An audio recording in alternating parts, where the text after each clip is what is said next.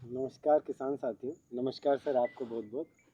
आज हम सौभाग्य से इंटरव्यू ले रहे हैं विनोद कुमार सचान सर का, जो किसी परिचय के मोहताज नहीं, अपने आप में प्राकृतिक खेती के लिए जाने जाते हैं। यूट्यूबर्स उनको बहुत अच्छे से सुनते हैं और लाखों किसानों तक इन्होंने अपनी बात पहुँचाई है। तो मेरा सौभाग्य कि मुझे सर से बात करने का मौका मिला। धन्यवाद सर, आपने मुझे ये मौका दिया। मेरे कुछ प्रश्न है किसान साथियों की तरफ से, मैं ये कुछ बातें आपसे जानना चाहता हूँ कि आपने ये विषय चुना लोगों को समझाने का, प्राकृतिक खेती करवाने का। क्या कारण था? ये आपकी जर्नी कब से शुरू हुई कि आपको लगा कि यार खेती के विषय में मुझे शिष्य बनना चाहिए, एक शिक्षक बनना चाहिए और मुझे लोगों को एक ज्ञान देना चाहिए खेती के बारे में? सन 2008 तक मैं आम लोगों की तरह, आम अधिकारियों की तरह, जैसे विभाग में लोग काम करते हैं वैसे ही काम करता था सन 2008 तक। और सन 2008 तक आम आदमी था, आम अधिकारी था, जैसे दुनिया चल रही वैसे ही चल रहा था। लेकिन एक गोष्ठी में एक किसान हमसे प्रश्न करते हैं कि साहब, यूरिया, डीएपी, पेस्टिसाइड ये सब खतरनाक हैं, लेकिन इनके बचने का उपाय क्या है? मतलब ये आज की तारीख में तो हमको केमिकल फर्टिलाइजर डालना ही पड़ता है, आप कहते हो नहीं डालना है। तो एक तो ये बताइए कि ये बंद कैसे किए जा सकते हैं। दूसरा, आप कहते हो पेस्टिसाइड ना डालो, ये मानव स्वास्थ्य के लिए हानिकारक है। तो हमारा खेत में बीमारी लगेगा, कीड़ा लगेगा, तो वो डालना ही पड़ेगा। तो आप हमको उपाय बताओ। तो किसान खुद बंद कर देगा। तो फिर मैं उपाय खोजने लगा। उस दिन से मैंने अध्ययन शुरू किया कि नेचर क्या है। जंगल में फर्टिलाइजर नहीं है, जंगल में पानी नहीं है, जंगल में किसी भी वनस्पति को, घास हो, झाड़ी हो, वृक्ष हो, कोई इंसेक्ट नहीं है, कोई बीमारी नहीं। तो 2008 के बाद 2009 से मैंने जंगलों की यात्रा शुरू की, जंगल को अध्ययन करना। 9, 10, 11, 12, 13, 14, 6 साल में, मतलब छुट्टी के दिनों में, जब कभी 2 दिन का, 4 दिन का छुट्टी मिला, मैं माउंट आबू चला गया, मैं पचमढ़ी चला गया, मैं बालाघाट चला गया, मंडला, डिंडोरी, उत्तराखंड, 2-2, 3-3 दिन तक जंगलों में मतलब विचरण करके और बारीक नज़रों से मिट्टी को, वायुमंडल को, जलवायु को देख देख करके, और ये पाया कि सॉइल में, अगर सॉइल मेरी जिंदा हो, धरती माता मेरी जिंदा हो, तो फिर वो ना तो कीड़ा लगता है, ना बीमारी लगती है, ना फर्टिलाइजर लगता है, और ना सिंचाई लगती है। तो 2009 से मैंने शुरू किया, जंगल से मिट्टी लाया, जीवामृत बनाया, और धीरे धीरे धीरे धीरे करके आज 2026 हो गया। धीरे धीरे लोग जुड़ते गए, कारवां बनता गया। बहुत अच्छा। सर मेरा सवाल है आपसे, क्या खेत में यूरिया या डीएपी डालना गलत है? हाँ, देखो सुनो, हमें खेत में कुछ भी डालने की ज़रूरत ही नहीं है। कुछ भी ज़रूरत है कि खेत में हम कार्बनिक पदार्थ, कंपोस्ट, खरपतवारों के अवशेष, यानी कार्बनिक पदार्थ जितना अधिक से अधिक डालेंगे तो हमको फिर किसी पोषक तत्व की ज़रूरत नहीं है। जैसे मैंने जंगल बताया, जंगल में कहाँ कोई नाइट्रोजन, फास्फोरस, पोटास डालता है? ये तो डलवाए गए हैं। अंग्रेज़ों अंग्रेज़ों की पॉलिसी के बाद कुछ डिस्टर्बेंस आए, अज्ञानता बढ़ी, फिर आज़ादी के बाद से तो अज्ञानता ही अज्ञानता बढ़ाई जा रही है। यानी कि मार्केटिंग का युग है। यूरिया बिके, डीएपी बिके, पोटास बिके, फंजीसाइड बिके, रोटावेटर बिके, कल्टीवेटर बिके, बोरिंग कराए किसान, मोटर बिके, समर बिके। यानी मार्केट को जिंदा रखने के लिए सब प्रायोजित एजेंडा है, ज़रूरत नहीं। ये खरपतवार आप शब्द इस्तेमाल करते हैं, ये खरपतवार है क्या? यूरिया और डीएपी डालने की ज़रूरत नहीं है, हम इस बात से सहमत हो गए। खरपतवार क्या है? खरपतवार तो इंसान का दिया हुआ नाम है। ये खरपतवार नहीं है, सारी वनस्पतियां हैं, सारी फसलें हैं। एक फसल वो जो इंसान अपने उपयोग में लाता है, एक फसलें वो जो धरती के अन्य जीव जंतुओं के काम आती हैं और धरती माता के भी काम आती है। तो ये जो खरपतवार हैं नाना प्रकार के, ये इन पर ढेर सारे जीव जंतु इनको खाते हैं, इन पर उनका जीवन चलता है। तो प्रकृति ये खरपतवार बोती है। हम फसल अपने लिए बोते हैं, लेकिन मैंने कभी चींटी, चींटा, खरगोश, दीमक, केंचुआ, तितली, मधुमक्खी, चिड़िया, गिलहरी के लिए कुछ बोया है क्या? इनके लिए ये माता द्वारा बोई गई फसलें हैं कि ये भी पलें। ईश्वर का निर्देश है, धरती पर कोई भूखा न सोए, इसलिए ये खरपतवार है। तो आप ये कहना चाह रहे हैं खरपतवार खेत के लिए सही है? बिल्कुल। मैंने सुना आप एक मार्गदर्शन भी देते हैं कि खरपतवार अगर खेत में आए, जिसको गलत नाम दिया गया है, वैसे तो औषधियाँ हैं, तो इसको खेत के लिए भी काम में लिया जा सकता है या फिर गौ माता के भी लिए काम में लिया जा सकता है? तो बिल्कुल। ये मेरे को जनता द्वारा बताए गए सवाल आप क्लियर करें कि सही देखो, क्या है। पहले गांव में गौचर होते थे ना, यानी 2, 4, 5 एकड़ जमीन छूटी होती थी गौचर, गायों को चरने के लिए। कालांतर में उस पर लोगों ने कब्जे कर लिए, प्रधानों ने पट्टे कर दिए, अब गौचर खत्म हो गए, ठीक है ना। नहीं तो गांव में कहते हैं खेत हैं, खलिहान हैं, जलाशय हैं, गौचर हैं। गौचर मतलब ग्राम समाज की जमीन, उसमें गाय, भैंस, बकरियां चरती थीं। तो वो जो गाय, भैंस, बकरियां जहाँ चरती थी, वहाँ कोई बोता था क्या उनके लिए? वो माँ खुद बोती थी, प्रकृति खुद बोती थी। तो गाय, भैंस, बकरियां चरती थी। तो ये तो घासें जो हैं ना, जिनको हम खरपतवार कहते हैं, एक्चुअली इस सृष्टि के निर्माण में सबसे पहले ये घासें ही ताई थी। जिन घासों को मैं खरपतवार नाम दे करके वीडीसाइड डाल के मारता हूँ, धरती के निर्माण में उनका अहम रोल योगदान है।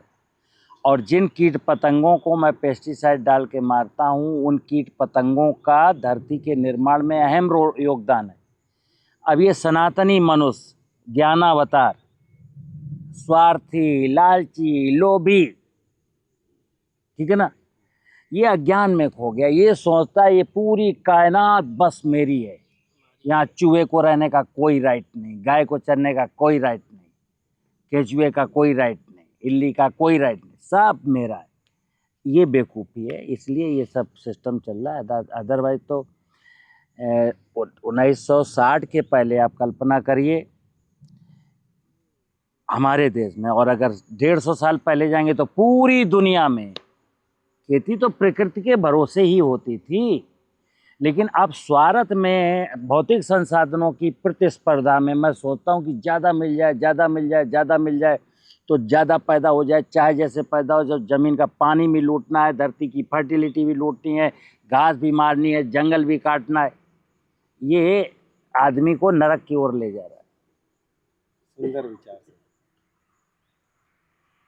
एक मेरा ये भी आपसे सवाल था कि खेत पर ट्रैक्टर चलाना सही है या गलत, बैल चलाना सही है या गलत? देखो सुनो, धरती को हम शिव कहते हैं, और पौराणिक कथाओं में शिव की सवारी है नंदी, यानी बैल और खेत। चूँकि मनुष्य को कहते हैं कृषि मूलस्य जीवनम, कृषि ही जीवन का आधार है, तो खेती तो करनी पड़ेगी। और बीज बोना है तो खेत को जोतना भी पड़ेगा, लेकिन खेत कौन जोतेगा? बैल। लेकिन अब मांसाहार समाज को, जिनको गाय का, बैल का मांस खाना है, उन्होंने ट्रैक्टर लॉन्च किया कि जब मशीनरी आ जाएगी तो किसान बैल का क्या करेगा? तो बैल बेचेगा, धीरे से गाय की, बैल बिकेगा तो गाय का दुग्ध उत्पादन कम होगा, फिर गाय भी बेचेगा। आज हिंदुस्तान में जो गाय का दुर्दशा है ना, कि गाय सड़क पर है, वो सिर्फ उसका कारण है हमारी नीतियों की बेवकूफ़ी। मतलब एग्रीकल्चर नीतियां जो हैं उनका, वो भांग खा के सो रही हैं।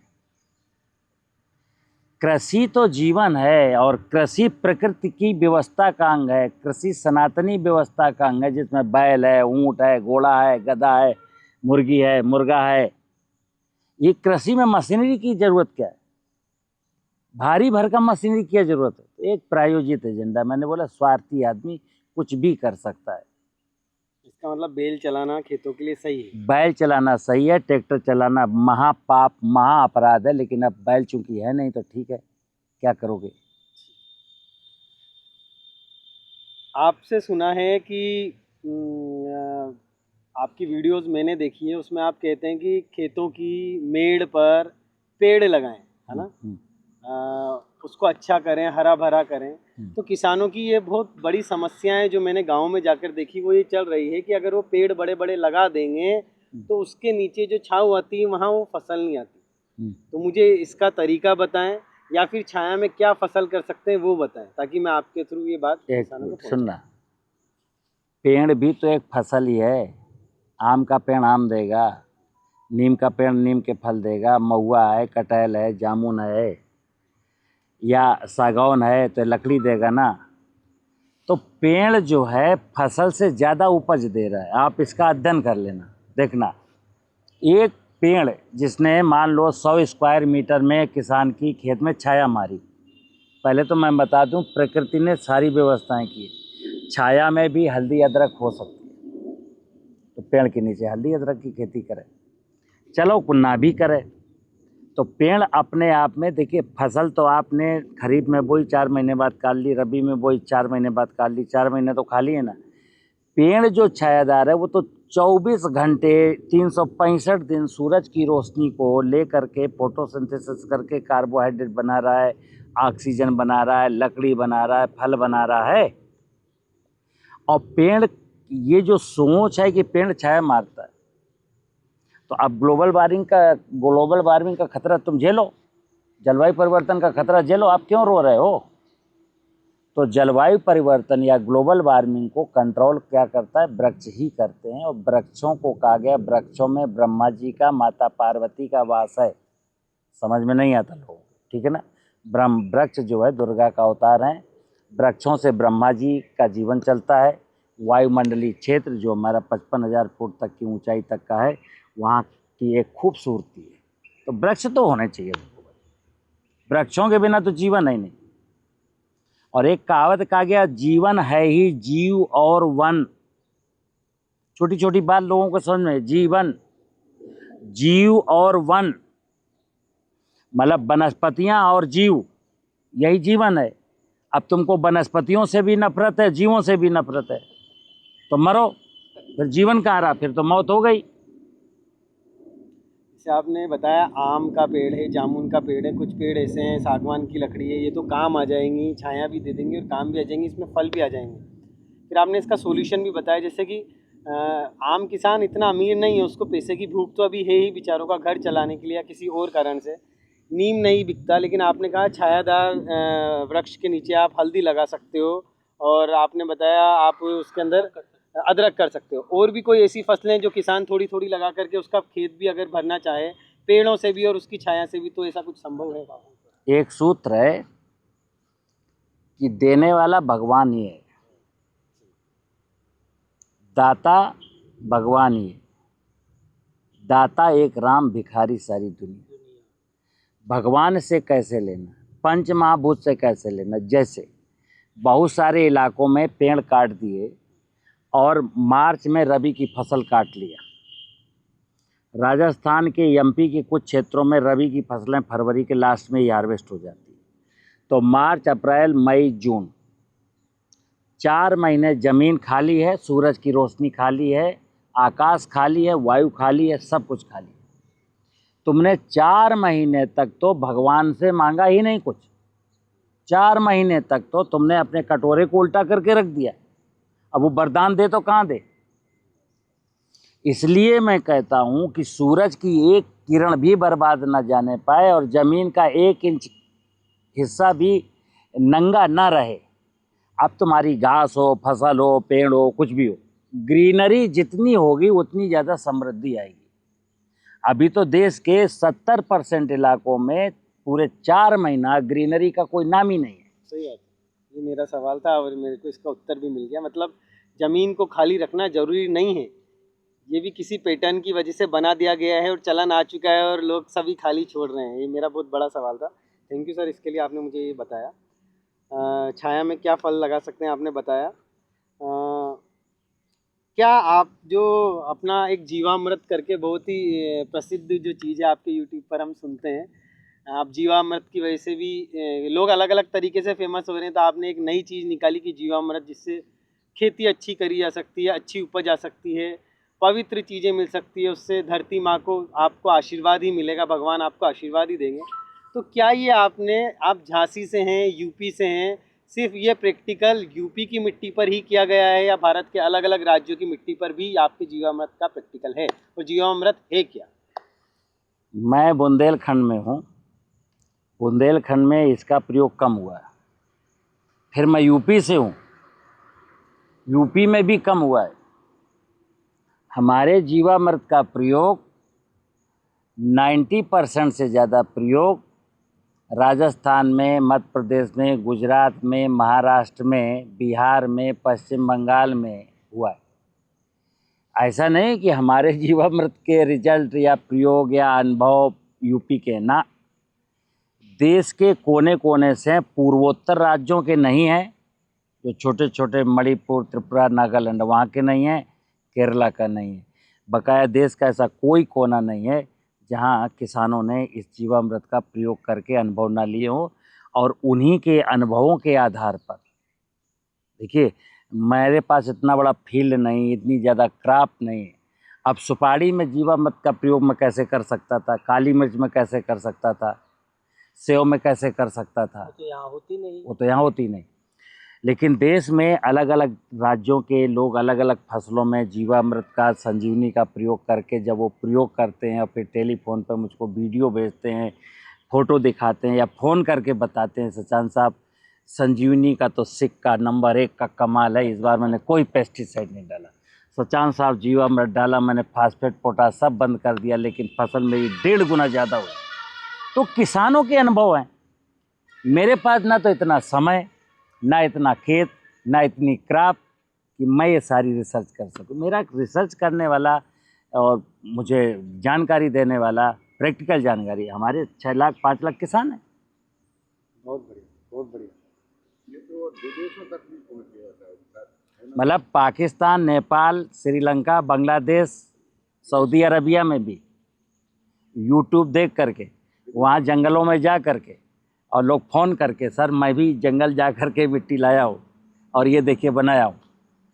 वो आ नहीं सकते, यहाँ आ नहीं सकते और लेके जा नहीं सकते, ठीक है ना, तो वो बना लेते हैं। बहुत प्रसन्नता का विषय है कि आपकी बातें, आपकी चीज़ें भारत में नहीं, भारत के बाहर भी जा रही हैं, लोग इसको प्रैक्टिकली कर रहे हैं। बहुत अच्छा अनुभव है, एक आपको आनंद महसूस कराता होगा ये।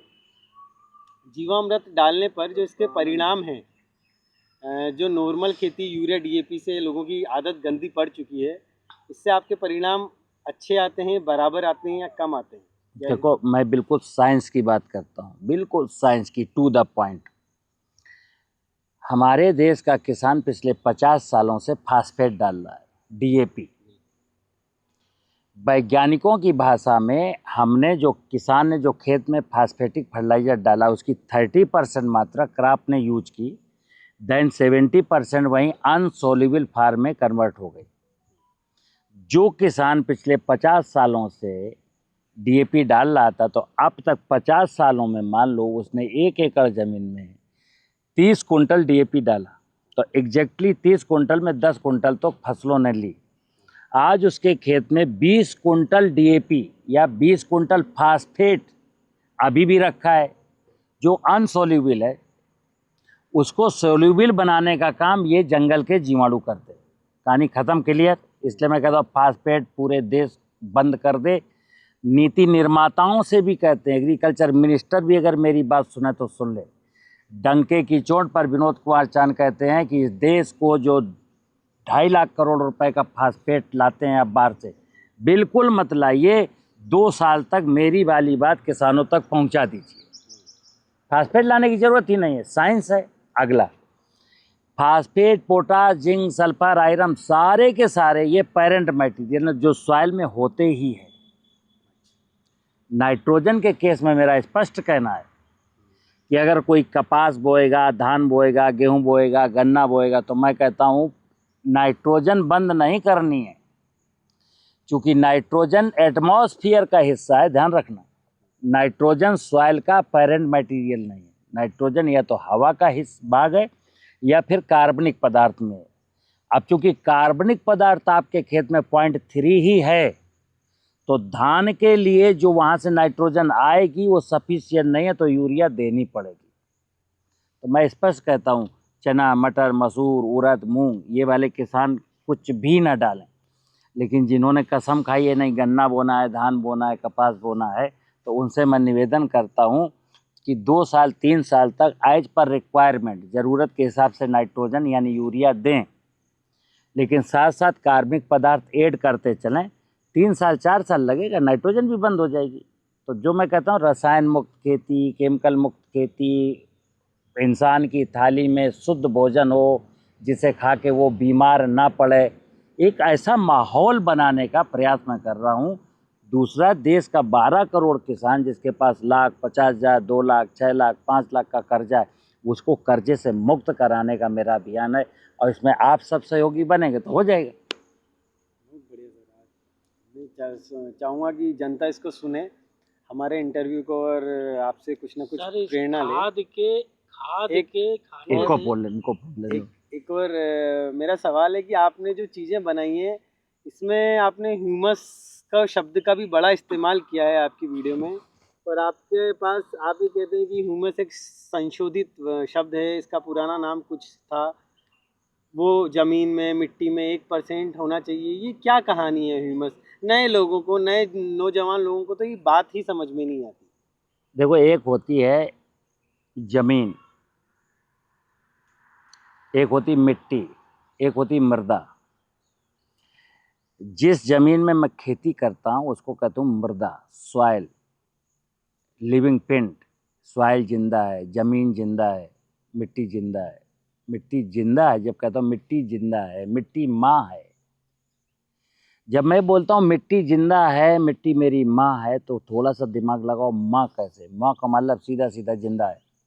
किसकी बदौलत जिंदा है? ह्यूमस की बदौलत। जिंदा है लिविंग की बदौलत। इस जमीन में नाना प्रकार के दिखने वाले और ना दिखने वाले अनेक प्रकार के जीव जंतु विचरण करते हैं, वही सॉइल की प्रॉपर्टीज को एनहेंस करते हैं। हमने पेस्टिसाइड डाल के मार दिया, कार्बन डालना बंद कर दिया, यानी कि गोबर की खाद, हरी खाद, खरपतवारों को वीडीसाइड डाल के मारने लगा, तो मिट्टी में कार्बन की कमी हुई, जीवाणु मैंने पेस्टिसाइड से मारे, तो जमीन में ह्यूमस नहीं है। क्लियर कट जमीन में ह्यूमस नहीं। ह्यूमस एक वो पदार्थ है जिसमें कार्बनिक पदार्थ है, कार्बनिक पदार्थ से जो कार्बन में कन्वर्ट हो चुका है वो भी है, अनेक प्रकार के जीव भी हैं, और जीवों की मरी हुई इकाइयां भी हैं, यानी जीवांश। तो मैंने कहा कार्बनिक पदार्थ से कार्बन बनेगा, कार्बन को जीवाणु खाएंगे और फिर जीवांश निकलेगा। तो अब मिट्टी की जांच कराएंगे, लिख के आता है जीवांश कार्बन। 2 शब्द हैं, कार्बन और जीवांश। कार्बनिक पदार्थ और लिविंग जीवाणु माइनस कर दिए, तो ह्यूमस बढ़ेगा। तो मैं अक्सर बोलता हूँ, मेरी पूरी नेचुरल फार्मिंग की डिबेट में, कहानी में, मेरे प्रवचन में, मेरे सिखाने में एक ही शब्द आता है बार बार, मिट्टी में ह्यूमस बढ़ाइए। क्यों? मिट्टी का ह्यूमस इस देश का इतिहास तय करेगा, इस देश का भूगोल तय करेगा, इस देश का जीवन तय करेगा, इस देश की अर्थव्यवस्था तय करेगा। ये देश मरेगा या जिंदा रहेगा, ये ह्यूमस तय करेगा। लेकिन अभी चूंकि 140 करोड़ लोगों ने कागज के नोट को महत्व दिया है, हमारे नेता, अभिनेता, पूरा का पूरा सिस्टम, किसान किस दौड़ में दौड़ा है? कागज का नोट, कागज का नोट। मैं कहता हूँ वेरी इजी टास्क है यार, पेड़ काटो, कागज बनाओ, रिजर्व बैंक ऑफ इंडिया से कहो सबको कागज के नोट दे दो, 10 करोड़ दे दो साले को। लेकिन पानी मिलेगा क्या कागज के नोट से? भोजन मिलेगा क्या? हेल्दी रहोगे क्या? ठीक है ना? इसलिए मैं कहता हूँ कि जो जीवन का आधार है वो जिंदा मिट्टी है। धरती माता की जिंदा दिली ही हमारे जीवन का भाग तय करेगी, लेकिन आज ये बात कोई कहता नहीं है। तो ह्यूमस एक परफेक्ट चीज़ है, ह्यूमस जीवन है, ह्यूमस सॉइल है, ह्यूमस रोटी है, ह्यूमस कपड़ा है, ह्यूमस विचार है, ह्यूमस हेल्थ है। ह्यूमस नहीं है ना, तो अगर ह्यूमस सॉइल में नहीं है तो आप कैसे शुद्ध रोटी खाएंगे, कैसे शुद्ध पानी पिएंगे? तो ह्यूमस के बिना तो कुछ नहीं है। और ह्यूमस मतलब स्यू है, शिव सांवले हैं। कार्बन काला होता है। जब जमीन में कार्बन डालेंगे तो शिव सांवले होंगे। अभी तो सस श्यामला धरती माँ को भी साबुन से रगड़ के आपने सफेद बना दिया, यानी शिव को भी मैंने गोरा कर दिया, क्योंकि काले शिव मुझे अच्छे नहीं लगते थे। ह्यूमस की मात्रा, इसका मतलब खेत के लिए बहुत ज़रूरी है। और आपने मेन कहा कि ह्यूमस। 1% ह्यूमस खेत में होगा तो आपको किसी भी चीज़ की ज़रूरत नहीं है, वो खेती अपने आप प्राकृतिक खेती में बिल्कुल। बदल जाएगी। बहुत बहुत धन्यवाद सर आपका इस इंटरव्यू के लिए। नमस्कार।